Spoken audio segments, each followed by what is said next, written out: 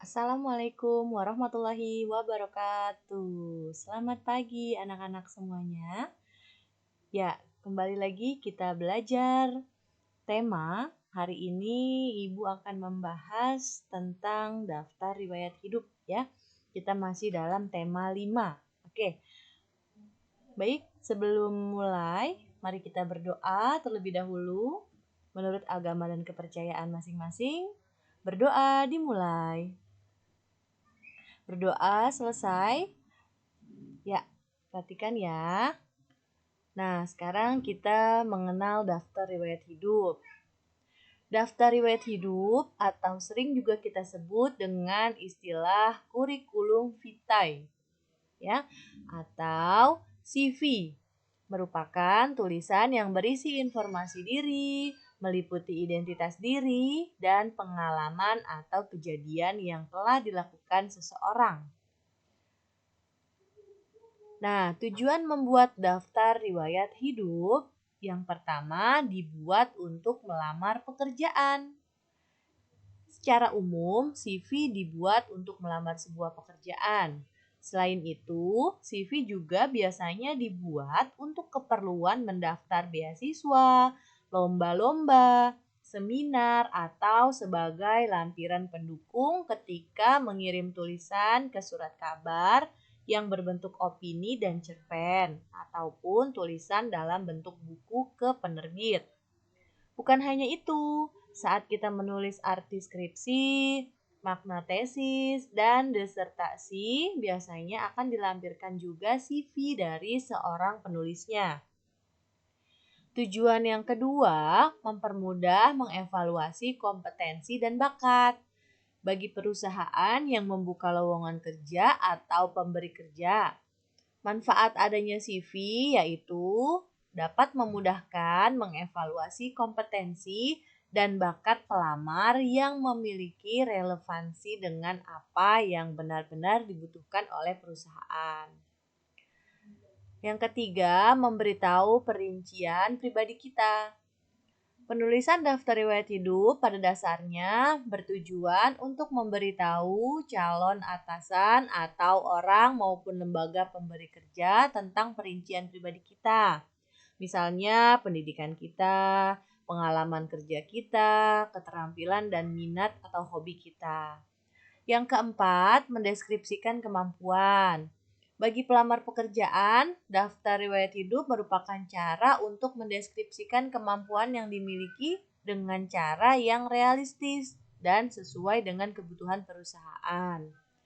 Nah, tingkat relevansinya tergantung pada teknik evaluasi yang dilakukan pelamar.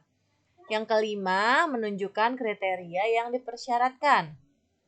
Artinya, dalam daftar riwayat hidup kita tentunya menuliskan kualifikasi pendidikan maupun pengalaman kerja yang sesuai dengan posisi yang dibutuhkan. Melalui kualifikasi pendidikan dan pengalaman tersebut, kita dapat menunjukkan bahwa kita memiliki kriteria yang sesuai dengan posisi tersebut. Kemudian yang keenam, menunjukkan kualitas, ya. Daftar riwayat hidup yang berisi tentang informasi pribadi, pendidikan, pengalaman kerja, dan lain-lain dapat berguna untuk menunjukkan kualitas diri kita serta meyakinkan pemberi kerja untuk mengundang kamu untuk wawancara. Yang ketujuh, sebagai potret.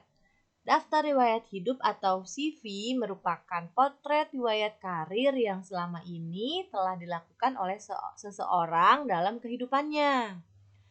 Hal ini penting dipakai untuk mengevaluasi kesesuaian dan kemampuan untuk peran spesifik yang sudah diinginkan. Nah, dalam menulis daftar riwayat hidup harus disajikan secara rinci dan sesuai dengan fakta, sesuai kenyataannya. Kenapa? Karena merupakan gambaran diri seseorang.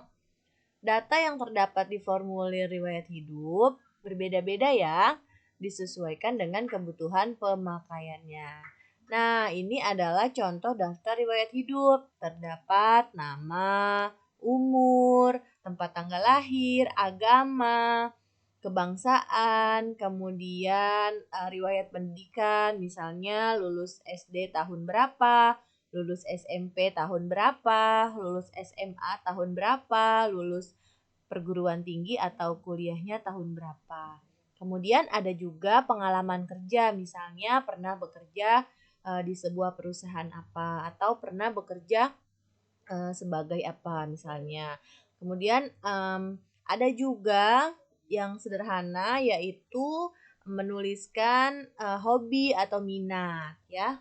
Seperti untuk melamar lomba ya. Ya, kemudian unsur-unsur daftar riwayat hidup. Yang pertama ada data diri, yang kedua ada riwayat pendidikan, yang ketiga ada pengalaman kerja, yang keempat ada pengalaman organisasi serta jabatan yang pernah diemban, yang kelima pengalaman bekerja, yang keenam seminar pelatihan dan kursus yang pernah diikuti, dan yang ketujuh kemampuan atau skill. Nah, bagaimana menyampaikan daftar riwayat hidup secara lisan? Daftar riwayat hidup dapat disampaikan dalam bentuk narasi untuk mempermudah penyampaian secara lisan. Gunakan bahasa Indonesia yang baik dan benar, serta harus memperhatikan intonasi dan tanda baca dalam menyampaikan daftar riwayat hidup secara lisan. Nah, itu adalah penjelasan dari Ibu tentang daftar riwayat hidup ya. Nah, setelah ini anak-anak mengerjakan latihan di Google Form yang sudah Ibu buat.